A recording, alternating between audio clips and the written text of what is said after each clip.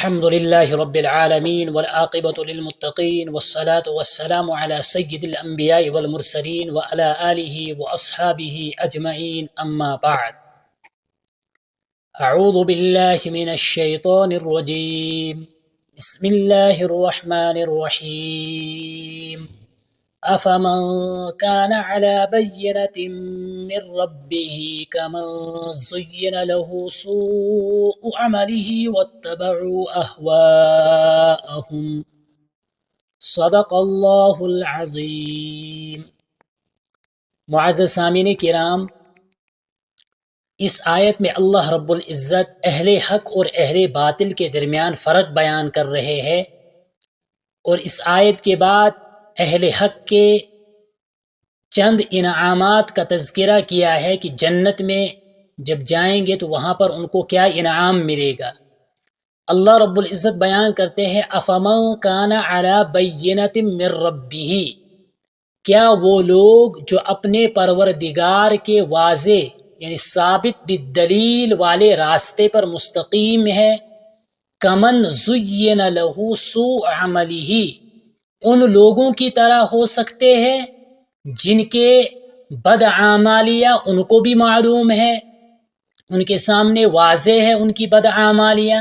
واتبعوا اہواءہم، اور وہ اپنی نفسانی خواہشات کی پیروی کرتے ہیں۔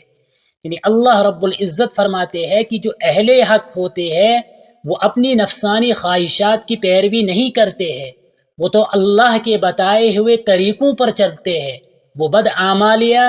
اور برے کام نہیں کرتے ہیں بلکہ وہ اللہ سے ڈرتے ہیں۔ تو اس آیت میں اللہ رب العزت نے فرق بیان کیا کہ اہل حق کون ہے اور باطل کون ہے، اہل باطل کون ہے۔ تو اللہ نے فرمایا کہ جو اللہ کے واضح راستے پر چلتے ہیں وہ اہل حق ہے، اور جو اللہ کی نافرمانی کرتے ہیں، اپنی نفسانی خواہشات کی اتباع کرتے ہیں، تو وہ اہل باطل ہے۔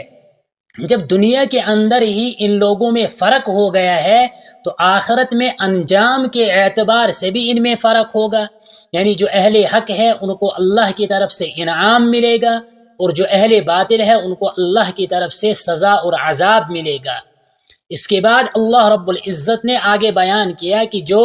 اہل حق ہے جب وہ اہل باطل کی طرح نہیں ہو سکتے ہیں تو ان کے لیے اللہ نے جنت میں انعام رکھا ہے۔ مثل الجنت الذی وعد المتقون، اس جنت کی مثال جس کا وعدہ اللہ رب العزت نے متقی لوگوں سے، اللہ سے ڈرنے والے لوگوں سے کیا ہے، اس کی مثال کیا ہے؟ فیہا انہار من ماء غیر آسن، اس میں ان کے لیے ایسے پانی کی نہریں رکھی گئی ہے غیر آسن، جو سڑنے والا نہیں ہے۔ یعنی دنیا کا جو پانی ہے اس کا رنگ بھی بدل جاتا ہے، اس کی بو بھی بدل جاتی ہے، اس کا ذائقہ بھی بدل جاتا ہے۔ جنت میں اللہ رب العزت نے جنتیوں کے لیے ایک نہر ایسی رکھی ہے کہ جس میں ایسا پانی ہوگا کہ اس میں نہ تو کوئی سڑن ہوگی، نہ اس میں کوئی بدبو ہوگی، نہ اس میں کوئی خرابی ہوگی، بلکہ پاک صاف شفاف پانی ان جنتیوں کے لیے اللہ رب العزت نے جنت میں رکھا ہے، اللہ سے ڈرنے والوں کے لیے اللہ نے رکھا ہے۔ اور دوسری نہر وَأَنْهَارٌ مِّن لَبَنٍ لَّمْ يَتَغَيَّرْ طَعْمُهُ، اور اللہ رب العزت نے ان جنتیوں کے لیے دوسری نہر جو بنائی ہے وہ دودھ کی ہے، اور ایسے دودھ کی لم یتغیر طعمہ، کہ جس کا مزہ کبھی بھی خراب نہ ہوتا ہو۔ کہ دنیا کے اندر اگر زیادہ دن ہم دودھ رکھیں گے تو وہ پھٹ جاتا ہے، اس میں بو پیدا ہو جاتی ہے، وہ خراب ہو جاتا ہے، لیکن ان جنتیوں کے لیے اللہ نے جنت میں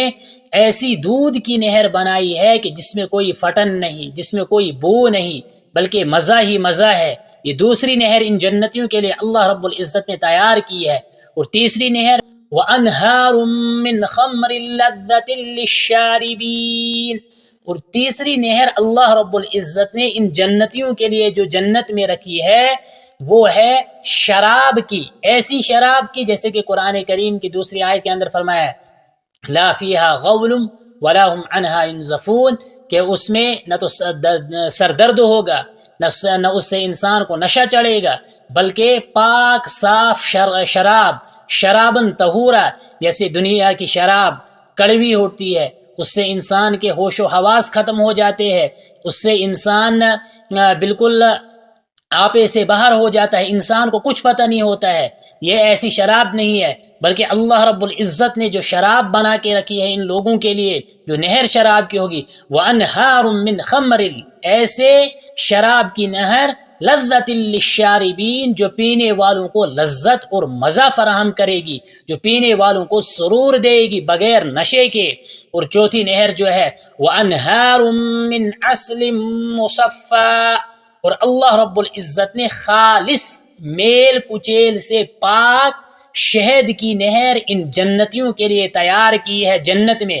عسل مصفہ، بالکل پاک صاف۔ دنیا کا جو شہد ہوتا ہے اس میں میل کچیل ہوتا ہے، اس میں گند بھی ہوتی ہے، لیکن ان جنتیوں کے لیے اللہ نے جو نہر بنا کر رکھی ہے وہ بالکل پاک صاف ہے، وہ بالکل خالص ہے۔ پھر اللہ رب العزت فرماتے ہیں وَلَهُمْ فِيهَا مِن كُلِّ الثَّمَرَاتِ، ان جنتیوں کے لیے جنت میں ہر قسم کا میوہ ہوگا، جو یہ چاہیں گے، جیسا چاہیں گے ویسا میوہ ان کو ملے گا۔ اور سب سے بڑا جو انعام ہوگا وہ کیا ہوگا اللہ رب العزت کی طرف سے؟ وَمَغْفِرَةٌ مِّن رَّبِّهِمْ، جنت میں جانے سے پہلے اللہ رب العزت ان کے گناہوں کو معاف کر دیں گے، ان کے گناہوں کو بخش دیں گے۔ یہ سب سے بڑا انعام ان جنتیوں کے لیے ہوگا جو اللہ رب العزت نے اہل حق کے لیے، اللہ سے ڈرنے والوں کے لیے تیار کر کے رکھا ہے۔ پھر اللہ رب العزت فرماتے ہیں کمن ہوا خالد فی النار، کیا ان لوگوں کی طرح یہ ہو سکتے ہیں جو ہمیشہ ہمیش جہنم میں رہیں گے؟ جو جہنمی ہوں گے یعنی اہل باطل ہوں گے، ہمیشہ ہمیش جہنم میں رہیں گے، کیا یہ ان لوگوں کی طرح ہو سکتے ہیں؟ اور ان کا جو وہاں پر پینے کے لیے پانی ہوگا وَسُقُوا مَاءً حَمِيمًا، ابلتا ہوا، جوش مارتا ہوا ایسا پانی ان کو پلایا جائے گا، فَقَطَّعَ أَمْعَاءَهُمْ، جو ان کی آنتوں کو کاٹ دے گا۔ جیسے روایت میں آتا ہے کہ جہنمیوں کو جو پینے کے لیے پانی دیا جائے گا، وہ جہنم کے جو لوگ ہوں گے ان کا جو پیپ ہوگا،